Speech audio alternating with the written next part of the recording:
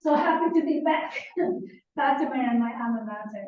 So I just want to first of all share, speak a little bit about the motivation for this book, for this volume, and then the key questions addressed in the book, and then a little bit of the actual organization of the book. So should I look here, or can I look? You can look at the camera. You don't need to. Talk to me. So the motivation for the book stemmed from the timing of the book itself. In 2021, it was the 13th National Congress of the Vietnamese Communist Party, and that marked 35 years since renovation of Đổi Mới, in which Vietnam diverted from a path of planned economy to market economy. So it was a timely juncture for us to take stock of Vietnam's economic development as well as Vietnam political development. And then second, the book then particularly focused on the period from 2015 to 2020. But many of the trends that the authors in the book point out and underscore, in fact, can be traced back long before this period. Okay, so that's something that really motivated us to collate this volume. So the questions in the book can be organized into sort of two broad umbrella. The first type of questions is concerned with the vulnerabilities within the economy. Is current also opportunities, right? Challenges the Vietnam's economy is facing. So question like, what is the nature of Vietnam's economic growth? Market reforms? What role specifically has the state played in Vietnam's developmental trajectory? And what are the coming opportunities and challenges that Vietnam's economy faces? The second set of questions that the volume addresses is the political effect, right, that result from this economic transition and process. So how has economic growth, market reforms affected Vietnamese politics, and to what extent has been rapid economic transformation strengthened or weakened the Vietnamese Communist Party grip on society as well as the political system. So the overarching thesis of the book is, while Vietnam has been recognized for its success, quote unquote, in various aspects, and also degree of institutionalization in terms of politics, there are some vulnerabilities, hence the title of the book, The Dragon's Underbelly, vulnerable aspects that might be overlooked and that need to be addressed if Vietnam were to develop economically and politically further. And so before I want to go give a brief overview of how the book is organized, I want to highlight the fact that contributors in this volume are either longtime observers, scholars of Vietnamese politics from Vietnam and from the region, or emerging scholars and voices on Vietnamese politics. And it was very intention of both them and I to highlight that and give space for these voices. So part one, consisting of 5 chapters, focuses on Vietnam economy from historical context that's necessary to understand Vietnam, the economic development path, as well as current vulnerabilities in the economy having to do with global value chains, dependency on China, right? And then the second part of the book consists of the other 5 chapters, which focuses on Vietnam's political development and the impact this economic path has on Vietnamese politics. So from evolving state, society, business relationship in Vietnam, to the Communist Party leadership in public higher education, to question about protest, right? How Vietnam responds to protest, to workers' rights and labor rights and rising inequality of workers in Vietnam. And then lastly, part 3, bring Vietnam in comparative perspective, particularly with China, on the question of accountability, and on the question of also factional politics in Vietnam compared to China. I will end there and let them speak more in greater detail about Vietnam's economy. Hello? Yes, I would like to share my screen. Can you see my screen? Yes. Okay, good, good. Well, this is Tuong Vu from Oregon, rainy Oregon today. And I'm no longer the head of the department. So I stepped down in the summer. So I'm just a professor. So I'm so sorry not to be able to be there in person, but I would like to thank John for organizing this and thank you for being there to speak for us to be there in person. So my presentation is titled Would Be Vietnamese Dragon and Samsung Socialism. Back to when we launched the book project, we were interested in reviewing, like you said, the 40 years of development in Vietnam since market reform. And so at the beginning of that market reform, as someone who has followed Vietnamese economic development for the last 40 years, there was a lot of hope and optimism that Vietnam would become a dragon, right? And 40 years was about the time that South Korea, not to mention, Taiwan, Thailand, and so on, become, big or small dragons. But then 40 years later, so the question became why Vietnam has not become the dragon that 40 years before, many people hoped that it would be. But then that was, like the question when we started the book. But by the time we published the book, which was earlier this year, like almost 3 years later, there were recent events that raised new questions. So the question, like the question remains, why Vietnam has not been a dragon. But then there are new questions like, how do we think of Vietnam given the recent events? The question is, what has Vietnam become? What will be Vietnam likely become in the future? Becomes sharper questions to address. So in this talk, I talk about first about the recent events that kind of raise new questions about Vietnam, the Vietnamese model of development, and the future directions of Vietnam. And then I go back to some data to look at the last 40 years trend of development in Vietnam to see the vulnerabilities of the Vietnamese economy and to see more clearly the strategy of economic development in Vietnam in the last 40 years. And then finally, the last part of the talk will be about the new ways of thinking about Vietnamese political economy. Is that a red capitalist system, or what kind of system? And I coined a new term, which is Samsung socialism, to suggest a possible direction in the future of Vietnam. So I hope to hear, from the audience, what they think about this new thinking. All right, let's get started with the recent events. So just right, before the Tết, the New Year, Vietnamese Lunar New Year this year, the president of the country and two deputy prime ministers, very well known in the West, with Western learning. One was trained in Boston, Massachusetts. The other one was trained in Belgium. They were forced to step down. They were not even allowed to enjoy their position until after Tet. So people were asking questions, oh, why this was so sudden?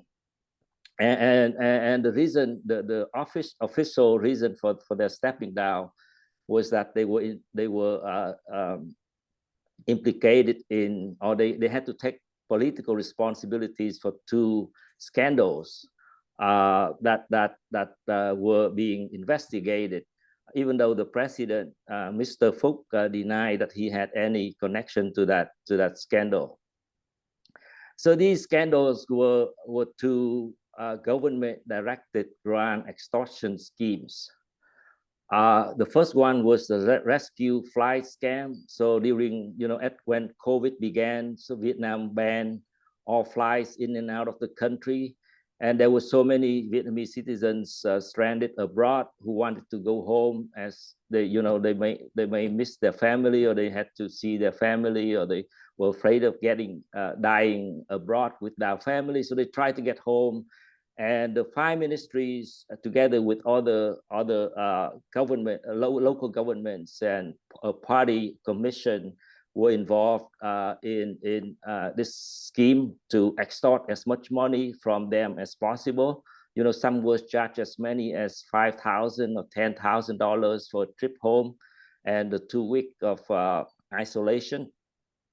And this involved, like as high as a deputy foreign minister, which led to the person in charge of the deputy prime minister had to step down. And the second scheme was the test kit scam, in which a pseudo-scientist who claimed that he created a new test kit using Vietnamese technology that could do the work very well, but in fact, it was just not the technology was nothing new, and many of the products were actually imported from China at very low price to be charged, and Vietnamese customers had to pay several times higher. And the scheme involved several ministries as well, leading to the arrest of the Minister of Science and Technology, to the image you see on your left, and the Minister of Health on your right. 12 provinces were involved in this scheme. They just, forced their people to take as many tests as possible, so that they could get kickback from the company for doing that. And the two schemes was being investigated early this year, and they were really puzzling to us as researchers and followers of Vietnamese politics. First, the amount of extortion was not that large, compared to other corruption scandals that involve billions of dollars. The test kit case involved about $52 million, and the rescue flights involved about a little bit more, but not too much more.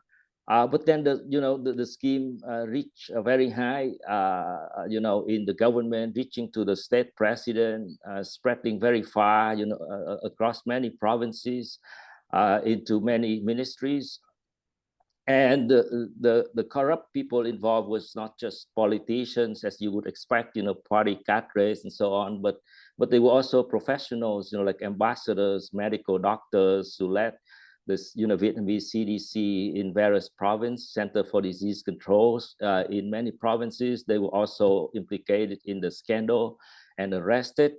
And it was not just illegal acts, but it was really immoral, despicable acts on a national scale, in which, the government was extorting money from sick people, stranded people, migrant labor from abroad, thousands of dollars to bring them home. So it's really immoral. It's not just illegal. That really infuriated the public. But there were very few mass protests against those schemes, and the corruption took place 4 or 5 years after the party chief Nguyễn Phú Trọng launched the anti-corruption campaign, which suggests that like the campaign did not really affect the general situation in terms of corruption. And then finally, one of the most baffling puzzle is that the scandals were exposed only when the police wanted to investigate, because the crime took place, like back in 2021, and the price that people had to pay for those flights were public information, right? So people were complaining so much, like, why do I have to pay that much money to just to get a fly home? But then, like only like 2 years later, when the police started to investigate, which suggests something about factional struggle and fighting, and not just about corruption itself. So those were the recent events that kind of started me to think about like new questions about the future of Vietnamese political economy. But first, let's take a step back and ask, how did we get here? So first, I want to talk about like this. Often you don't see this in most analysis of Vietnamese politics. But then, for those who follow the politics for a long time, you cannot miss the legacies from the totalitarian period, when Vietnam was ruled like North Korea today, right? So back before reform, Vietnam was just like North Korea today. And that legacy is no longer, like the system no longer exists, since Vietnam opened up, but then the legacies remain very strong. The ruling Communist Party, with its organization down to neighborhood village level, maintaining a very extensive surveillance system with 1 in 8 working Vietnamese work for domestic security forces. There's no other political organizations allowed. The party controls all government. There's no independent legislature, judiciary. It still controls 1/3 of the economy through state-owned enterprises. It controls all media and publishers, and no truly autonomous social or cultural organizations are allowed to function. And it controls union and all legal public organizations. So I mean those are the legacies of the totalitarian period that distinguish Vietnam from any other authoritarian regimes, and it makes it similar to China as well. So the takeaway point is that the party states still enjoy immense power over society despite market reform. But then the system can be quite dynamic. There are personal networks throughout the bureaucracies. The networks share, bargain, and fight over power and privileges. And there's extensive competition, intense competition between personal networks, between central, local units. But then the elites share a desire to keep the regime in power as long as possible. Because of the competition, because of the extensive personal networks, corruption is endemic throughout the system and becomes normalized in public services. If you want to go to an office to get some document signed or a certificate or driver's license, you're expected to pay money to the officials processing the paperwork. It's not like you can expect, you may have to wait for 6 months without money to get the license, but if you pay, you can get it the next day, for example. And the pay is not recorded. It's not like in the US you pay for extraditing the paperwork, but then in Vietnam you expected to pay, and the pay is not recorded. And it's the same if you go to the Vietnamese embassy abroad too. I mean, you have to pick up the phone and they would tell you the visa cost, right? They would not publish the cost publicly for most cases. So it becomes normalized in public service, public contracts, bureaucratic promotions, land transactions, and so on, depending on how much money involved and how important it is, the processes. So generally, the politics and the economy of Vietnam can be quite dynamic because of that competition for power and privileges, because of that personal networks competition. But then it faces a hard constraint, which is regime survival, because all the elites, they want to keep the regime in power so that they can profit from it as much as possible, as long as possible. So that's the hard constraint facing Vietnamese system, preventing it, as I see it, preventing it from becoming a reckoned and is turning it into something else that I discuss later. Now let's walk back to some data that you will see in the book, the first chapter by Vũ Quang Việt. He's a data scientist working for the UN before, and his tables show very clearly the patterns of Vietnamese growth, which is good, generally good, but then still lacking behind regionally. If you look at the table on your right, Vietnam's per capita GDP is still lacking behind, most of Southeast Asia, despite, the second highest rate of growth, if you see on the table on the left. But that 5% is not sufficient to get Vietnam improve its per capita GDP standing in the region. And this table shows that Vietnam has a widely open economy, as you see from the chart on the top. So Vietnam is the second most open economy in Southeast Asia and perhaps East Asia too, after Singapore. So Singapore is a tiny country with 5 million people. A port city relying on trade, so you expect it to be very open, right? But Vietnam is, has 100 million people, but it's the second most open measure by external trade over GDP, or a ratio of FDI over GDP, foreign direct investment over GDP. But the trade pattern in Vietnam is quite strange, with big surpluses in trade with the EU and the US, and big deficits in trade with South Korea and China.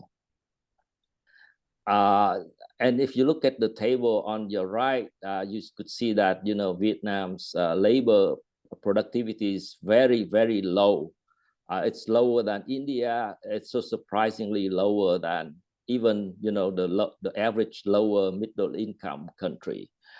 So that's kind of a big structural vulnerability of Vietnamese economy, suggesting that, and the data also show that Vietnam is occupying a very low position on global value chain, and in part because of its low productivity.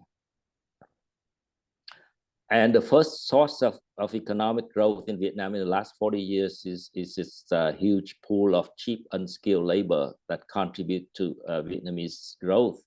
The second source of growth comes from capital inflows, especially one of the factors that people have often neglected is the importance of remittances to Vietnamese economic growth. As you see from the fourth column, or the second column from the right, the amount of remittances Vietnam has received is quite large, has been quite large, and in some years, comparable to foreign direct investment, and even larger than the official development aid.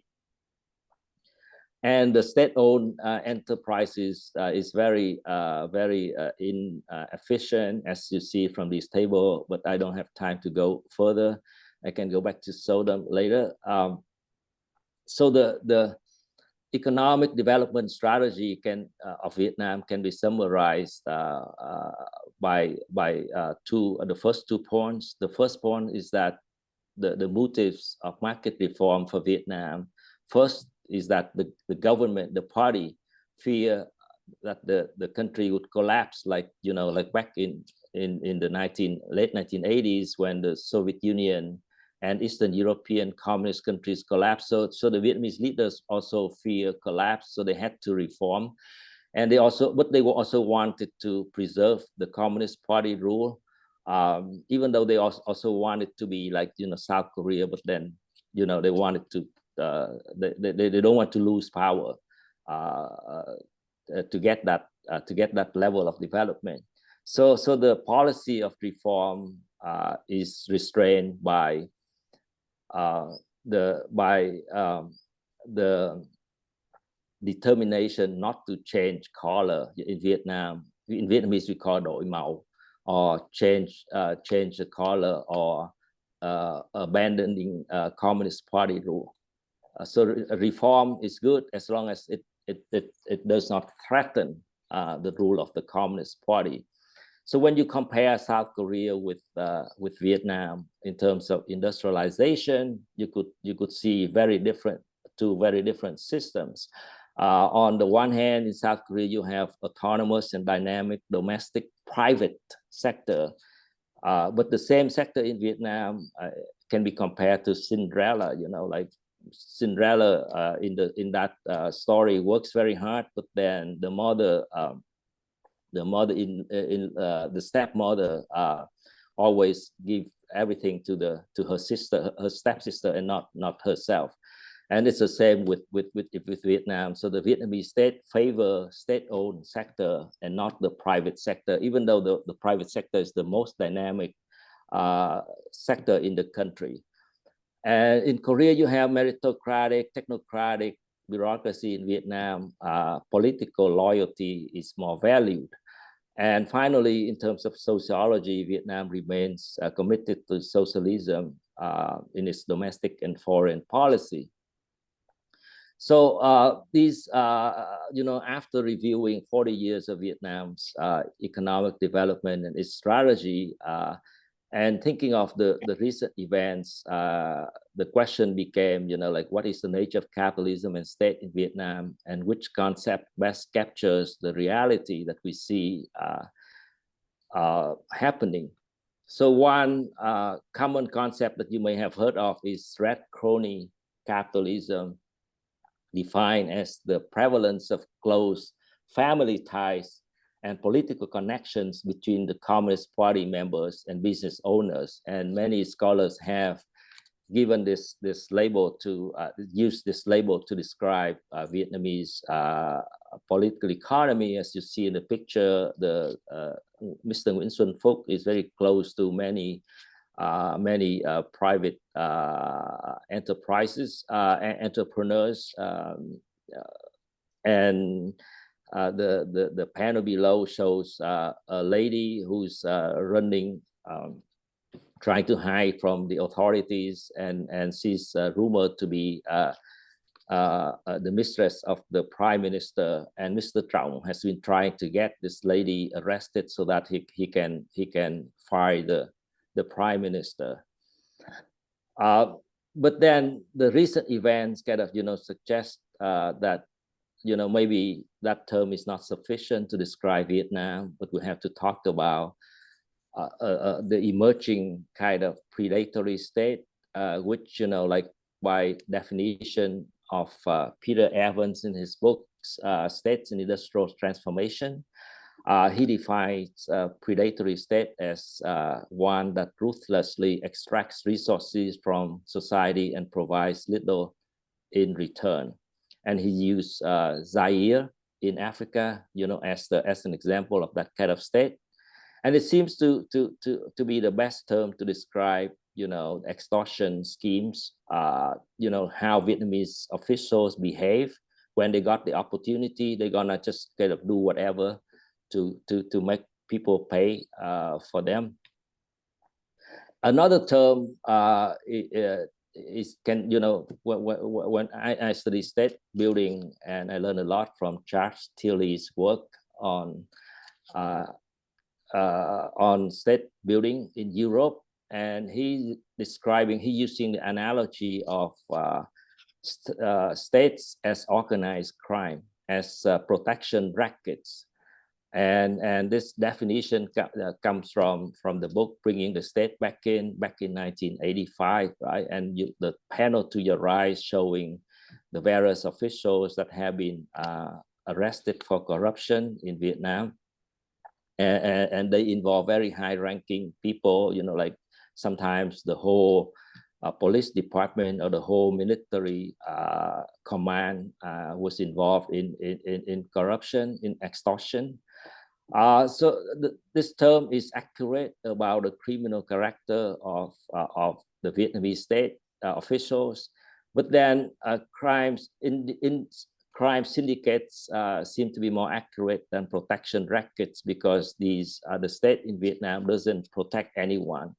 It just it's more predatory than protective. And finally, when we think more broadly about Vietnamese economy, I think that the term coined by Latin Americanists back in the 70s, dependent development may be useful to describe Vietnamese political economy today. So according to Cardoso and Folletto, the nature of the dominant state relationship in Latin America develops through the strengthening of the alliance between the local entrepreneurial sector associated with the multinational foreign enterprises and the state productive sector. This concept points to the party state's alliance with foreign capital, despite proclaiming loyalty to socialism. So different from the Latin American model, the private sector in Vietnam is very weak and at the mercy of the state and the state-owned sector. And it's the state-owned sector, the party, state, and foreign capital that form an alliance, as I show in this chart.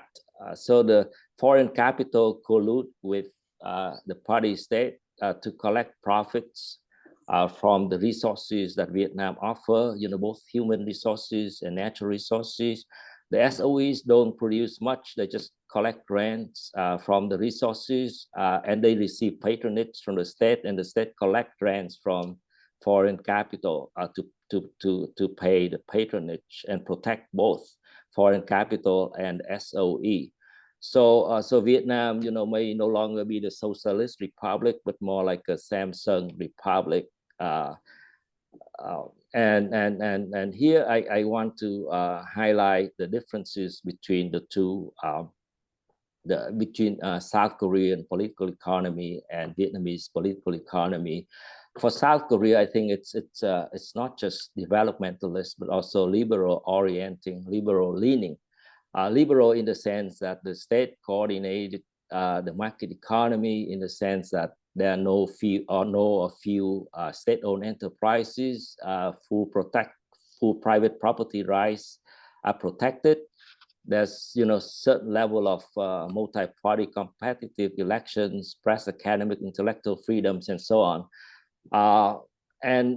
Whereas Vietnam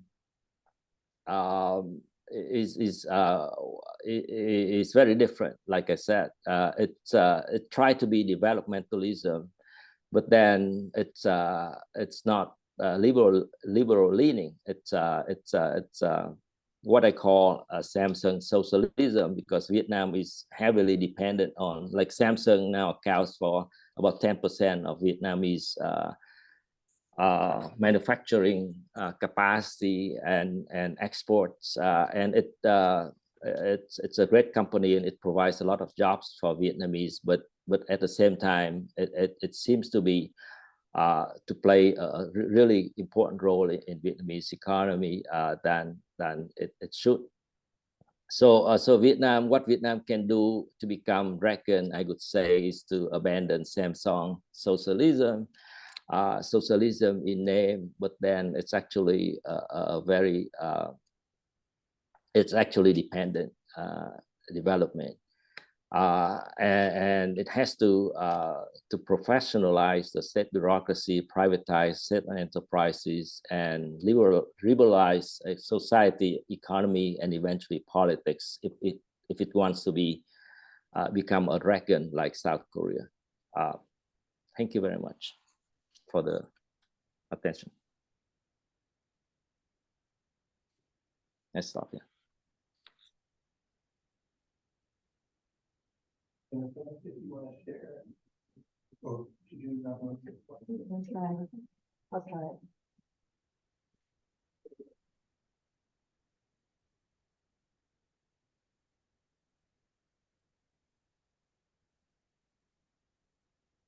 it. Thank you so much, Phil, for that your presentation. I was gonna follow up with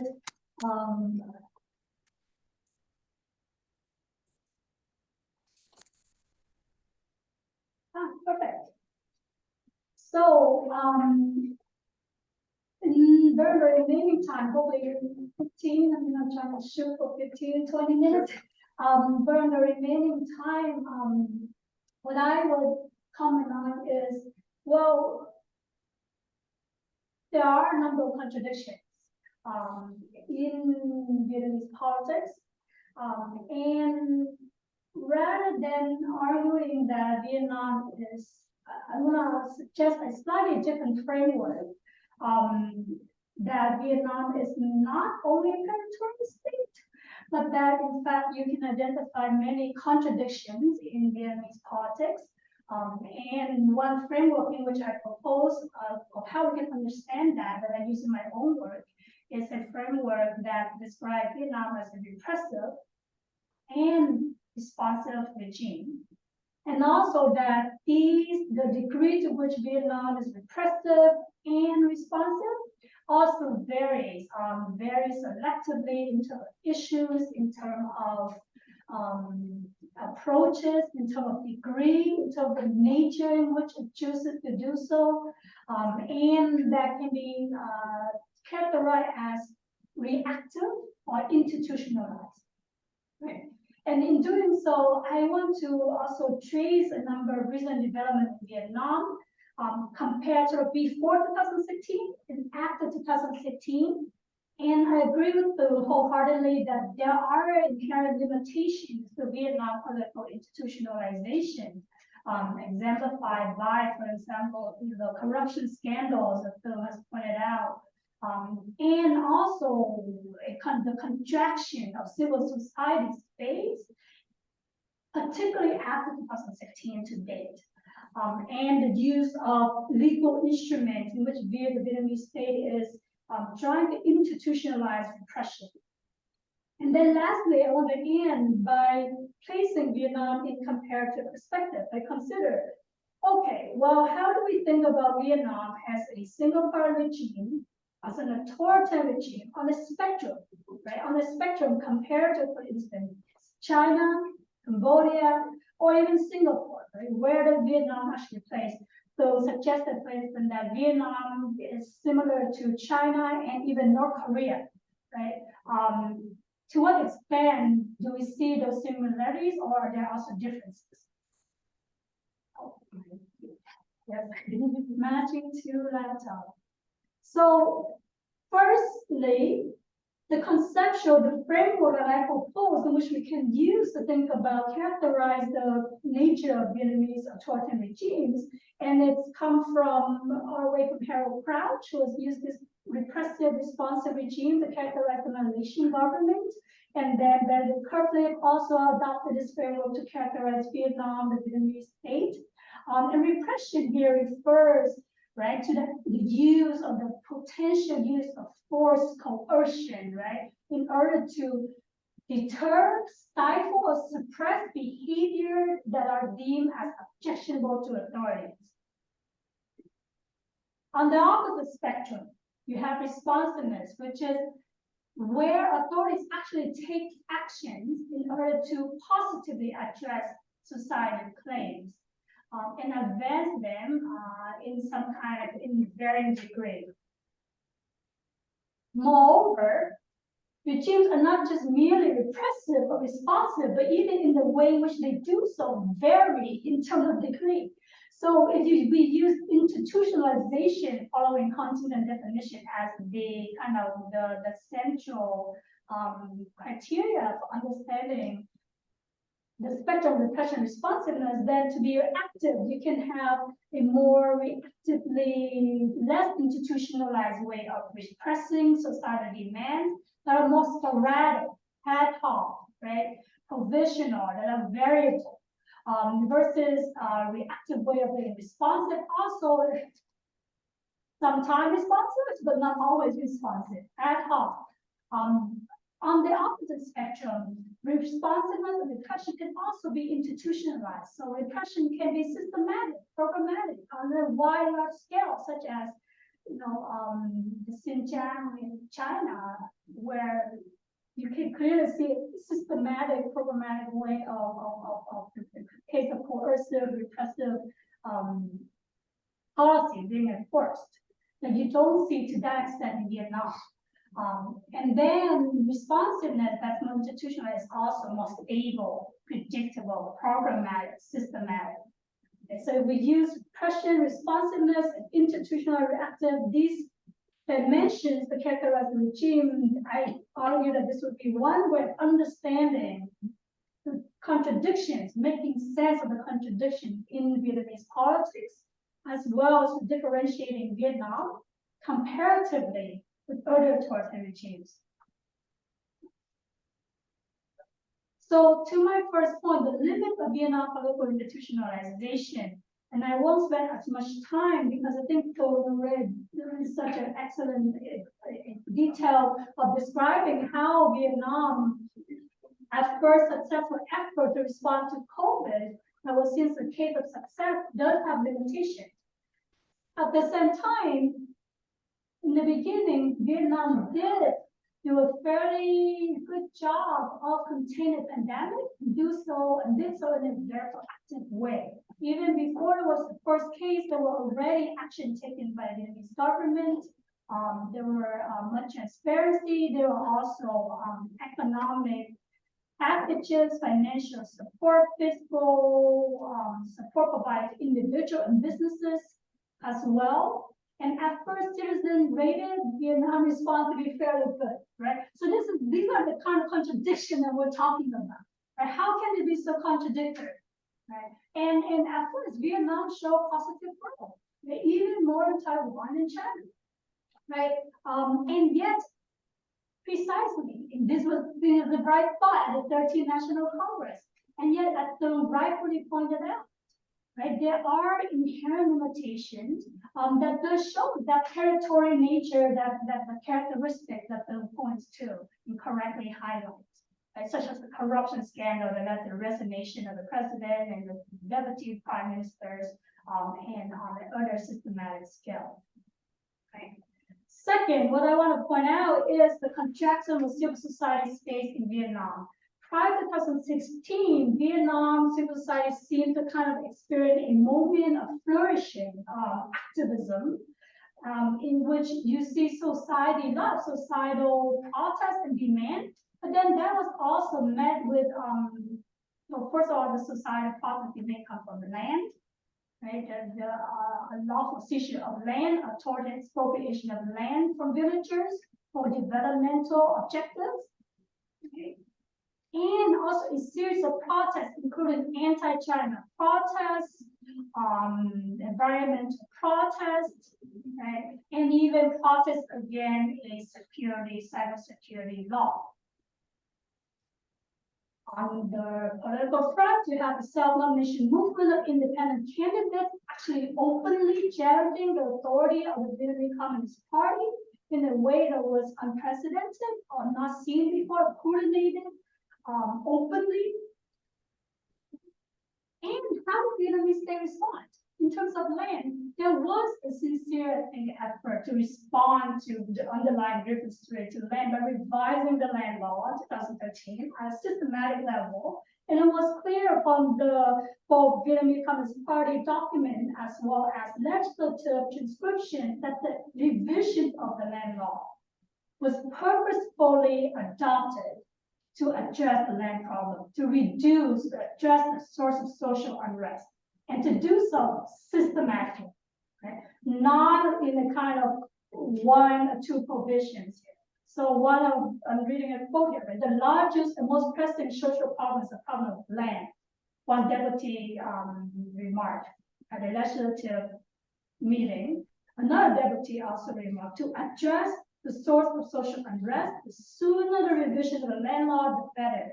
To not just revise one or two provisions, but to revise the law entirely.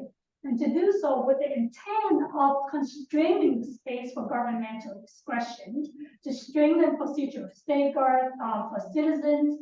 And so these are seen as a case, I argue, of institutionalized responsiveness. We see other examples of such institutionalized responsiveness, such as Vietnam decision, revision of the Labor Code 2019 to allow for independent trade unions. In comparison to China, this is not the case. However, well, I'm going to go to however later. Let's hold on to the however. But in terms of the restriction on the right to freedom of association, Vietnamese state was still regulated, highly regulated freedom of association in Vietnam. But at the same time, there was no law of association that systematically restrict that state compared to China, which adopted such a law. And compared to Cambodia as well, which also adopted such a law way early on, and that resulted in also National Democratic Institute, various agencies being kicked out, right?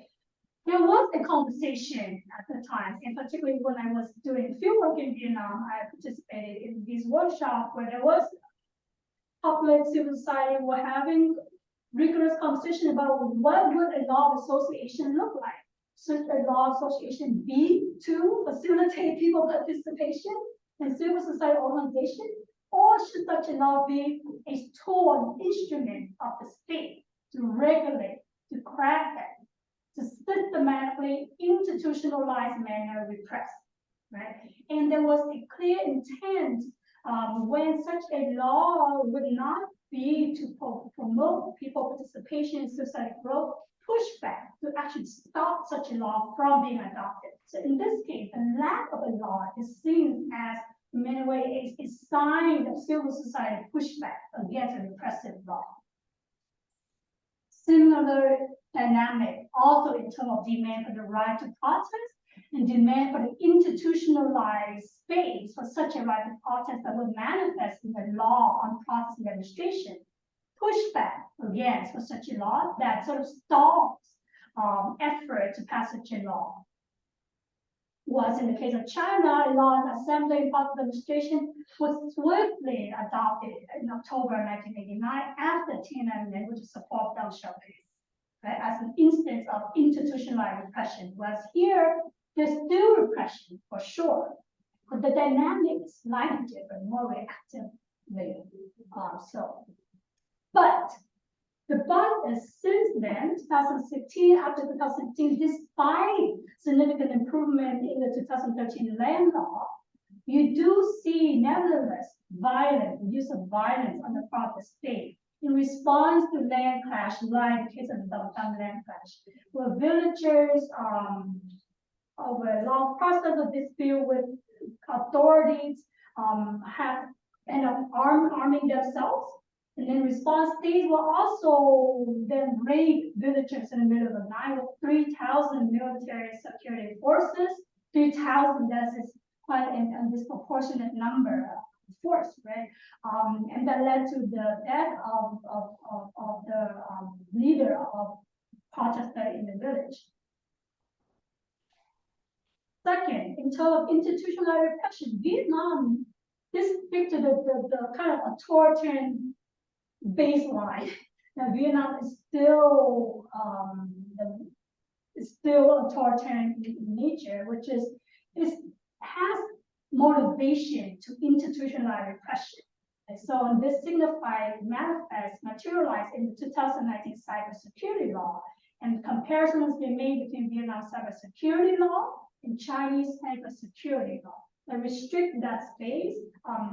The cyberspace for activism in Vietnam. And conversation as well in terms of about a public administration law and ministry is currently having a conversation and postponing the conversation. But you can see this space, tug of war continues and continues to unfold. And in one of the most recent updates, space for foreign NGO has been constricted. There's a new rule that places all kinds of restrictions on foreign NGOs in terms of funding, in terms of activities, in terms of registration. What's notable is this remains at a kind of sub-law level in terms of legal tools, which is government decrees, ministerial decrees, as opposed to a law that would be subject to legislative oversight and a process, and that would be more systematic on a larger scale. Okay? But certainly, even this decree suggests some intent, some pushback on the state in response as well to the kind of civil society activism that we witnessed during the period before that. So to end here, now, so how do we think of Vietnam repressive, responsive character compared to perspective? What I want to highlight is Vietnam remaining authoritarian in nature, and that even in its attempt to be responsive, I completely agree with you that you call it a constraint, right? But that is the even in being responsive, the ultimate goal is not necessarily to topple itself, but to remain, to be sustainable, to sustain its own authoritarianism, to entrench, to remain recalcitrant. And yet, I would argue that in comparative perspective, Vietnam is not a case of purely coercion and pure, only solely repressive. Even in terms of the pandemic, if we compare how Vietnam handled the pandemic compared to the way the Philippines handled the pandemic, or even how Cambodia handled the pandemic, you do not have a president who ordered shoot to kill, right? Issue a shoot to kill order, where citizens can just be randomly shot on the street without any with impunity. Vietnam is not a case of that kind of authoritarianism. And there are periods where Cambodian government blocked food, right, supplies, in Phnom Penh, even due to restriction because of quarantine restrictions. By contrast, the United States still provides supplies, still exercise governance and deliver to a great extent than the Cambodian government, still with corruption. And then in terms of repression, right? As I mentioned already, China has already adopted a law that crackdown for NGO. Cambodia has adopted such a law and also crackdown for NGO and NGO in general in systematic scales.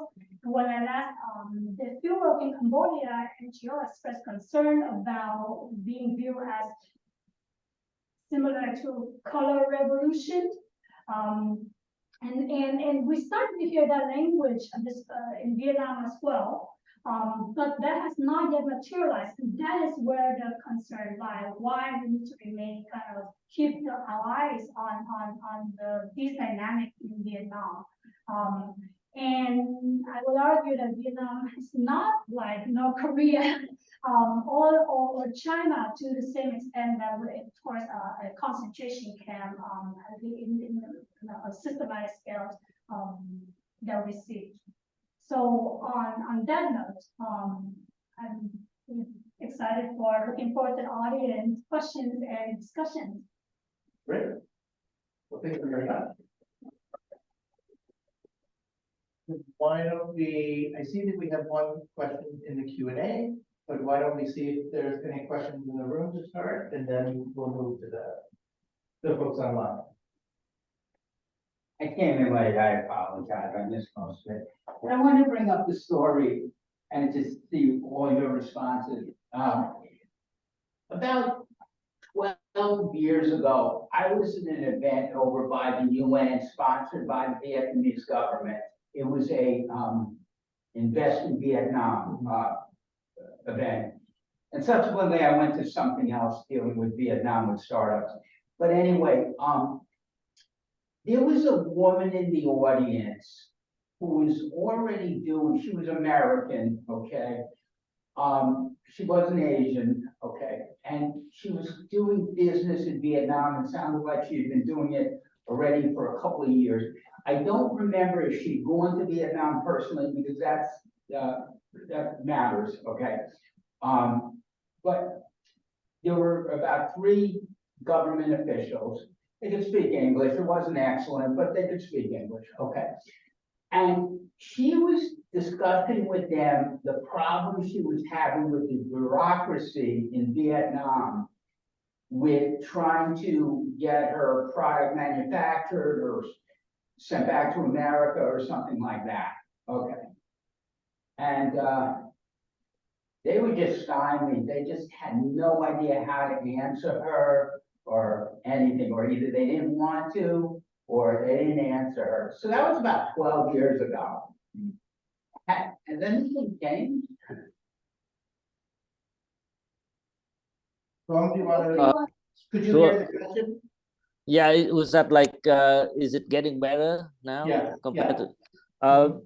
Well, it depends on the kind of industries or businesses. So I can't say it, like on for every thing. But it's probably it's likely remain the same. I mean, in terms of level of bureaucratic obstruction and so on. Yeah. You wanna add anything? I don't think I have anything to add there. I think in general, there's name for bureaucratic procedures, right? But also I think that it does vary. Another point about it, which I never even thought about until about a year ago when I attended another event, she was African American, okay? And I know the nexus through the French between the Vietnamese and the Africans, okay, certain countries in Africa. Do you think that might have played if she had gone there personally to Vietnam, right, to try and straighten out whatever she needed to with her business? Do you think that might have played into things? Yeah, I mean, personal relationship really matter for Vietnamese officials. For everything Vietnamese, you need some kind of personal relationship to get things done. Yeah. I must say though, there is, in order to ask another issue, there is an aspect to sort of reduce the more efficient as well. I don't know, like, you can apply for visa, I think it's really a lot more fun, like, and so I think there is to that bureaucratic redundancy, but then there is some attempt in some areas to reduce that. Any other questions from in the room? Okay, so we have a question from John. How can academics and practitioners in the US engage with Vietnam and academic and cultural exchange with the increasing closeness of US-Vietnam relations without further enabling the closing of civil society that New was talking about, and plausibly not legitimating, right, that repression. You want to? Yeah, I think in some way, I think this is what perhaps I also try to do in my work, which is to precisely engage and to examine find ways, pockets, way of navigating, I guess, the dynamic society's landscape of Vietnam politics and civil society. How do we do that? I mean, so I know that I know the audience that we have Fulbright, for instance, right? Fulbright Vietnam is one way in which there seems to be a space there, more or less, right? But of course, language, story, comment, I think there's still an openness and willingness in kind of broad scale in Vietnam for conversations, but with certain red lines, right? With certain red lines. And I think so as long as you observe those red lines, I think there's still room for engagement. Yeah. It poses a dilemma for academics, right? In the US, like, how much should we push the Vietnamese authorities on these issues without, kind of creating a bad relationship and so on. So, like, you have to maintain a balance. And I would argue that you should not give up kind of, raising questions in public forums about the arrest of the recent activists and other violations of human rights, or other really, clear violations of human rights. The academics should try to raise issues and not be quiet, and also I myself have received several requests from activists in Vietnam trying to run out of the country, trying to get out of the country. Even for some of them who have now, fled the country and live in neighboring country like Thailand, Singapore, and so on. They also want to get out because it's not safe for them, because the Vietnamese state, we know, have arrested activists, in Bangkok, in Thailand, and other places with the support, the help of the local authorities. So they are feeling very unsafe, and they try to get out of Southeast Asia. And so we have a responsibility to help those, if possible, so that they can avoid the persecution by the authorities. So if you receive requests from them, please help them. Great. Our colleague Emery Murphy asks if the panelists could extend your analysis to foreign policy, particularly the issue of Sino-US competition and Vietnam's role. You want to start? Yeah, I mean, so we do see reasoning that Vietnam has upgraded its relationship with the US to comprehensive strategic partnership at the same level as China and Russia. So does this mean, one question to ask, does this mean that Vietnam is relinquishing its ties with China? Does this mean that the link between Vietnamese Communist Party and Chinese Communist Party has weakened and the pendulum has swung in favor of the US? I would be skeptical of that. And I would, however, what it shows that there is much agency on the part of Southeast Asian countries and governments, such as including Vietnam, right? Not only Vietnam, but I think Southeast Asia itself, the region, seems to have gained more sort of greater sort of attention, prominence, given kind of this competition concern about China. And yet, what I always want to stress is Southeast Asian countries are not passive. Vietnam is not a passive actor, and the region is not just a chessboard for large-scale geopolitical rivalry. And so Vietnam forming closer ties with the US shows its own agency, its pragmatic approach to foreign policy, in which, and also selectiveness, right? Selective approach to, being partner economically in ways that will benefit Vietnam, but doesn't necessarily mean that it will not, whether or not that will have any pressure in terms of Vietnam politics, and even Vietnam to loosen its grips on civil society in the present. That's a bit questionable. And then the US itself has also in the interest of geopolitical, I think, competition, has also restrained itself from pushing Vietnam, challenging Vietnam in any way that would jeopardize its relationship as well. And within that, the Vietnamese state also, I think, navigate a delicate relationship between its relationship with China and also its legitimacy with Vietnamese people, citizens. You can see there are many ways of anti-China protests within Vietnam, right? That one of the largest protest waves was prompted by anti-China sentiments. And so whether or not that means Vietnam can be too close to China and manage anti-China sentiments at home, and that is also something to be like complexify this dance. Well, yep. Sure. These are really good questions. So I think U.S.-Vietnam's relations is asymmetric in more than one sense. So in one sense, U.S. is so big and powerful, and Vietnam is much smaller and much weaker, right? So that's a kind of the normal sense that we think of when we think of the relationship, the asymmetric relationship. But then there's the other asymmetry in the relationship, which I mean, U.S. want closer relationship a lot more than the Vietnamese do, right? So that's the relationship, like I want to be New's friend a lot more than she does. So she can, kind of ask me to pay a lot more have to be her friend.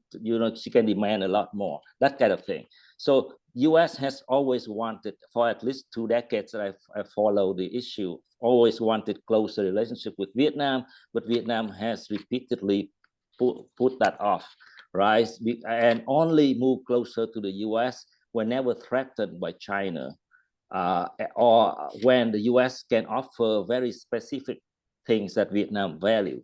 So those are the two things that shape the relationship, the triangle relationship. And Vietnam has a lot of power, unlike what most people expect. As given that asymmetry in desire, right? In desire, US wants a lot more. So the recent upgrade of relationship was in part because of the war, the Russian war in Ukraine, and the Chinese, the weakening of the Chinese economy. Both things kind of exposed Vietnam to a lot more global pressure, and that's why the Vietnamese leadership decided to upgrade relationship. But they may still upgrade the Chinese relationship as well. So Chinese relationship now is comprehensive, strategic, right?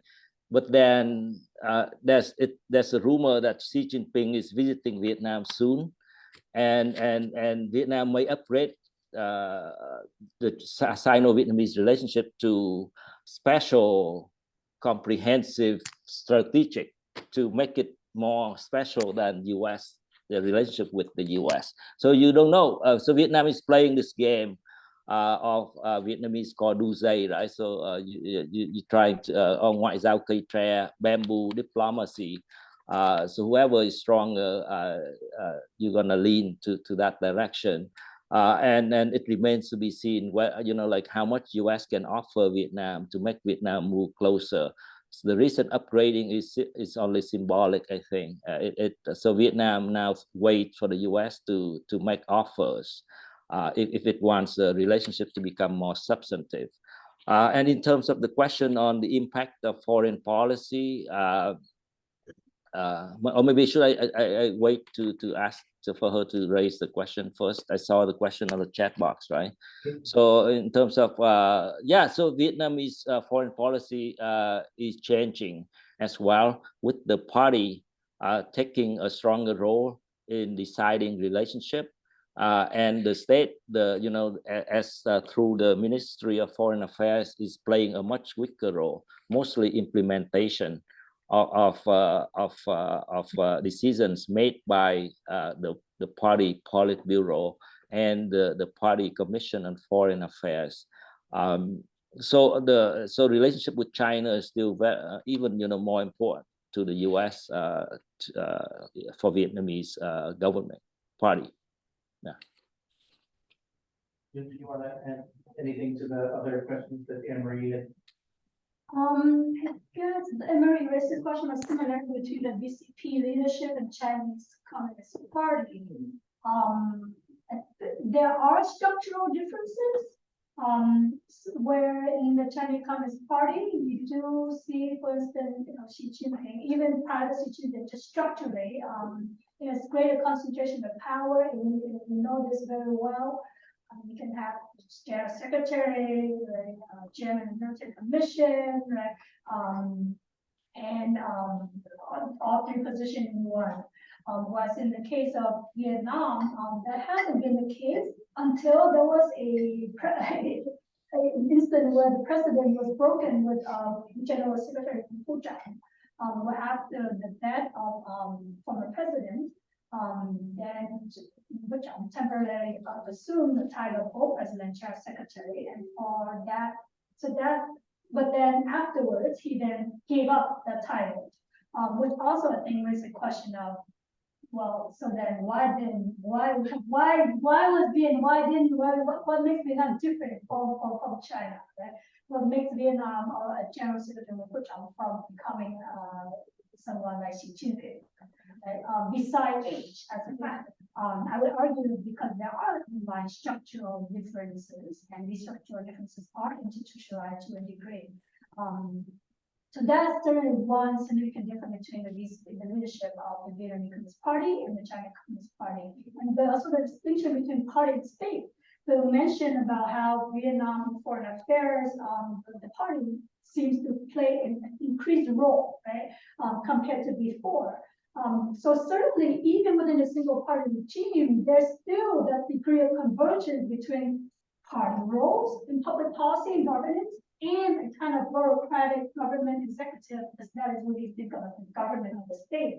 That degree of convergence in Vietnam is less so compared to China, in which the Chinese Communist Party penetrates the state a lot more deeply, extensively, with much more rigorous, long tentacles in a way that is less so in Vietnam. So I'm wondering if either of you can talk about, both of you talked about how Vietnam is trying to play China and the US off against each other. So what do you think, what is Vietnam interested in from the United States that would, on Vietnam's side, kind of be the kind of thing that it would like the United States to offer? What would Vietnam like the US to offer? Yeah. Uh-huh. All right. So Vietnam has been using the US symbolically to send a signal to China. Mm-hmm. Right. So if China, if you threaten us, we're gonna move closer to the US. Right. Mm-hmm. So one step further, and we're gonna do this or that as a signal. Right. And so Vietnam also wants to want many things from the US. One thing is the market access for Vietnamese goods, right? So US still label, or like according to WTO rules, Vietnam still kind of not the market economy yet, right? So Vietnam want US to support Vietnam's claim to be a market economy, so that it could get better access to various economies. So that so it can boost its exports and economy. So that's one thing that Vietnam wants. The second thing is the the free goods that US give Vietnam, like ships and other things. And Vietnam may even consider buying US weapons, given the problems with Russian weapons these days. And there's a report from the New York Times where Vietnam kind of discussing buying F-16 from the US.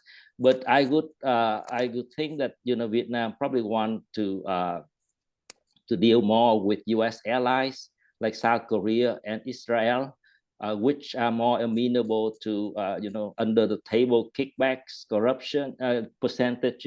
So I would people would typically expect Vietnamese officials to get like 25% of the value of any contracts, defense contracts like that. And the US cannot do that, we know, by law, but US allies are more open to that. So the Vietnamese officials may be talking to the US, but actually they will buy US weapons from the allies. So those are the things that I think Vietnam want the most currently. And also Vietnam doesn't want US to make very harsh criticisms of Vietnam's violation of human rights. Some criticism is fine, but like you would not criticize Vietnam too harsh. That would cause the leadership to lose their face. And I think to that point, as a compromise, you see the U.S. holding back. So in the statement released by the White House, front is the economy, right? These are right? And then the human rights part is in there, but there's nothing. Right? And I think that's very deliberate. That's very intentional. I would just add one more point, which is that Vietnam sort of playing off US and China. I think beyond sort of pragmatic, strategic decision, there is, in my reading, an internal kind of disconsensus debate that's still within the Vietnamese party leadership, and so more generally in terms of what kind of authoritarian regime does Vietnam want to be. So at workshop I attended, there was such a debate, and there was such an explicit question of, do we want to be Singapore? Right, sort of still authoritarian, maybe not multi-party, certainly not, but still single party rule, but sort of meritocratic, systematic, programmatic, that we perform very well, right?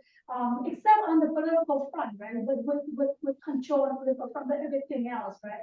Or do we want to be more like China? right? So those are kind of like two different brands of authoritarianism, if you will, and Vietnam is still, I think, deciding which model it wants to follow.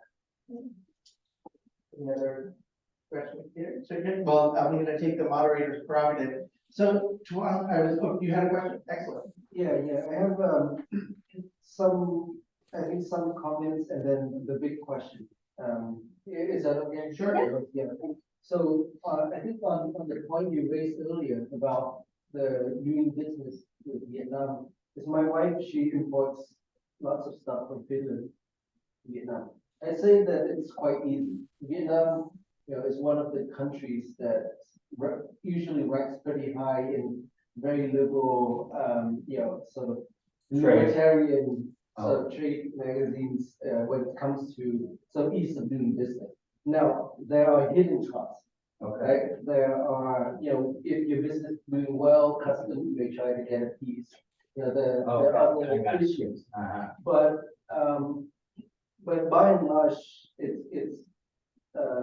it's not that difficult to import things into clarify that. in general. When I think when we talked about the very important question of cleaning out repression of the foreign ministry and the sort of liberal wing, as somebody who has family in there and is also quite familiar with many of these figures, the first thing I would always say is that the people who were prosecuted did make mistakes. And the two deputy prime ministers, in fact, were not prosecuted. They were, let go in a ceremony with flowers, right? But it was a sort of political compromise.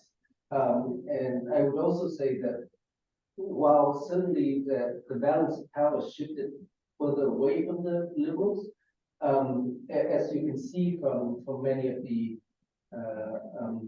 people on the screen earlier, the military and the public security services also got their own cleanouts. In very, very significant numbers, thousands of people, right? Compared to Ministry of Foreign Affairs, it's still only, I think, about 10. Yeah. So, of course, the numbers are a bit different. I would say on your point on the kickbacks, I think the kickbacks is a big barrier, but I don't think it's the only barrier. If you look at the kinds of states that buy significant amounts of weapons from the US, for example, Israel, right? These are states that also get a lot of US aid that is then earmarked to buy such weapons. Right? It's a different kind of corruption, if you will. And Vietnam doesn't, US weapons are really expensive. Right? Vietnam also doesn't belong in that particular category. The last thing, and this gets really to the question, and I really like both the presentations. I really love this idea of repressive responsive regime. I think it's a great description of the government. So in all of this, I think you also said Vietnam has to, abandon the SOE model, abandon the Samsung state. But what would be the incentive for it to do so? What I mean is, from everything you've discussed, right, from everything you've described, and I think it's a relatively good description of the situation. What about this whole model is unsustainable? Or rather, where is the moment, if we think in Marxian terms, right, if there are all these contradictions, where's the moment that the contradictions resolve or collapse, right? Is there such a moment if the country continues to grow very fast with all these contradictions, with all these repressions, if the government remains stable,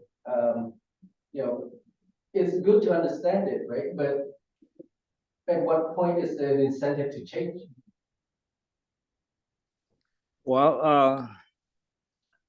I'm not a fortune teller, right? But yeah, that's a great question.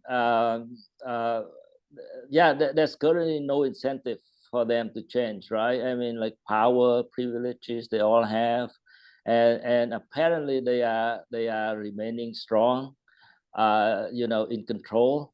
But I think, but it's like a little bit nearsighted for them not to see the problems happening, especially the long-term problems, and I think they can muddle through.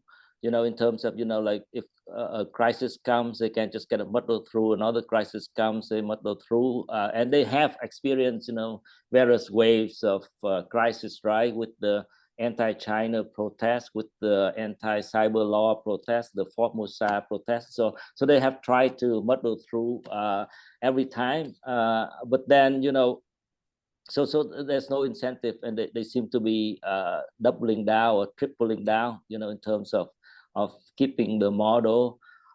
So I don't have an answer to that question. What would give them an incentive, unless they have someone like Gorbachev, kind of thinking farther than just kind of the power and privileges of the party. When they have some new leadership that can think more about where Vietnam should be, and in the future, in the long-term future, not to be like this, then forever, then they can, then that's when things begin to change. And I wonder, change, I think like what does it take to change? What kind of, one of the questions was, what kind of change? Does change need to be kind of a revolutionary moment? Or does it happen more incrementally, right? In small ways. And I think the fact that we do see swings, right? Those are incremental changes, sort of revising the dialogue and then speaking back. And I think, and also perhaps the revolutionary moment has not because we started because the Vietnamese react now before the big moment happened. There's no yet white paper revolution in the process in Vietnam. There is in China, because there hasn't been such a fire, and Vietnam hasn't been as equally repressive in terms of its quarantine measure during the pandemic, right? When the cases of family, it wasn't a moment that kind of shook society in Vietnam. And also the aftermath in terms of the court trial and the public nature of the confessions, and then the sentences of all the villagers and the sons of the and so on. That I think was a crucial moment that shook to some society for sure. But that remained contained, right? And Vietnam is revising the land law again currently. So there's I think this big revolutionary moment hasn't happened, but there are also reasons for that. And the change is a bit more subtle. Well, I think that's a great moment and to kind of end on. I want to thank both our two speakers for a lovely presentation today, and of course the production of a really incredibly valuable book that brings together both longer-term distinguished scholars and young scholars on an incredibly important country at an incredibly important moment in time. So Tuong, thanks so much for getting up early on the West Coast this morning, and New, thanks for coming back to Wagner. Thanks everyone who attended online as well as here in person, and everyone have a lovely week.